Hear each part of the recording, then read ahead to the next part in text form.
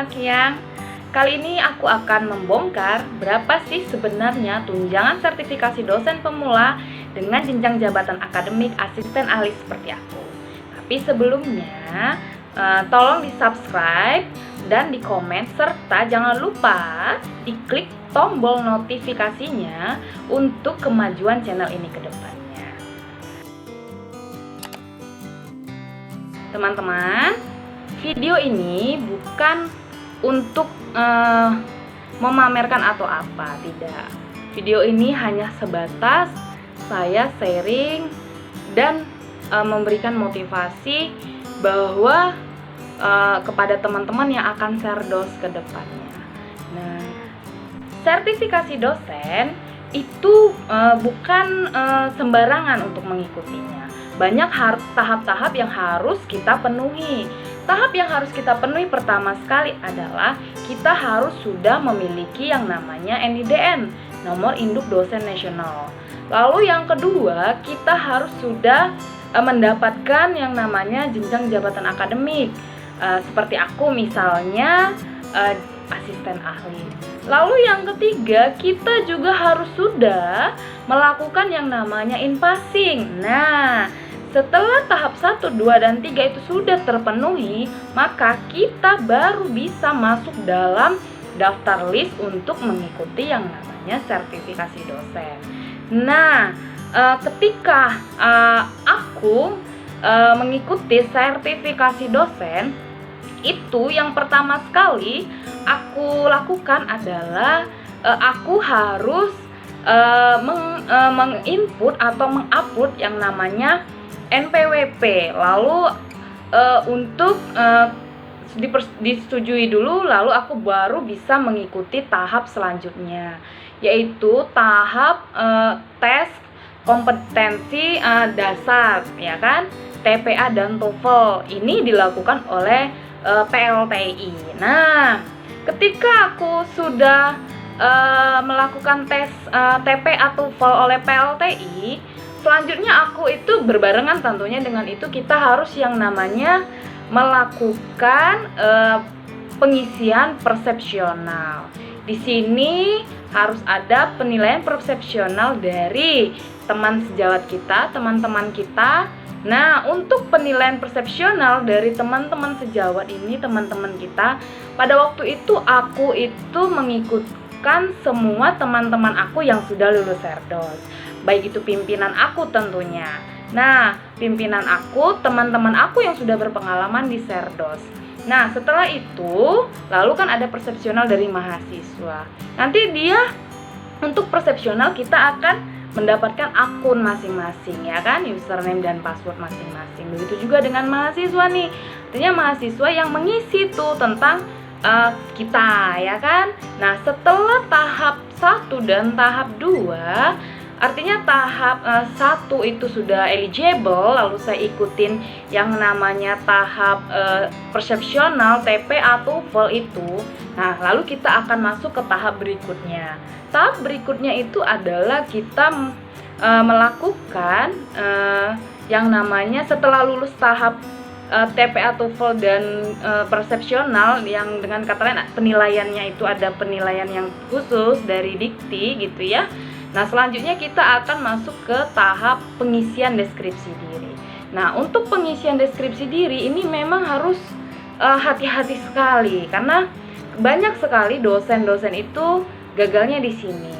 Nah, tapi tenang saja, nanti di deskripsi video ini aku akan memberikan nih bagaimana nih trik dan tipsnya menyusun deskripsi diri yang benar. Aku akan berikan link channelnya. Nah, setelah aku mengisi deskripsi diri di Sister, dimana pada waktu zaman aku itu pertama sekali pengelakuan serdos itu adalah melalui sertifikasi dosen itu melalui yang namanya Sister. Bingung kan? Nah, itu jadi setelah menahap tahap-tahap itu, aku itu ya sudah kita lengkapi semuanya kan. Nah, setelah kita lengkapi, nanti dibantu oleh HRD kita atau operator. Nah, setelah diverifikasi baru diajukan dan sebagainya, dengan proses-proses yang HRD lah yang tentu lebih tahu daripada kita. Setelah itu setelah semua diverifikasi ya kita hanya bisa menunggu dan berdoa apakah mudah-mudahan lulus sertifikasi. Nah, ketika aku menunggu beberapa lama, akhirnya tiba nih pengumuman pada waktu itu di bulan Mei tahun 2019 keluar pengumuman di pertama sekali pengumumannya di Sister Ristek Dikti, belum masuk Sister instansi, dia itu pengumumannya melalui Sister Ristek Dikti.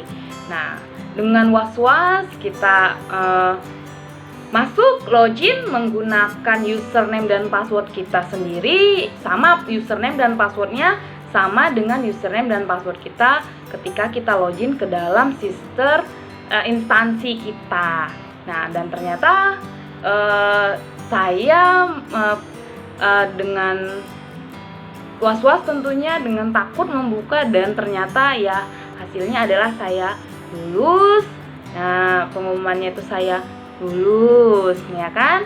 Nah, setelah saya lulus, selanjutnya itu saya sudah mulai bisa melakukan BKD, ya kan? Nah, setelah itu mulailah bahwa Tridharma yang kita lakukan dalam semester itu, kebetulan saya kemarin itu adalah semester ganjil, ya kan, semester ganjil, maka saya sudah harus mengisi BKD untuk semester ganjil.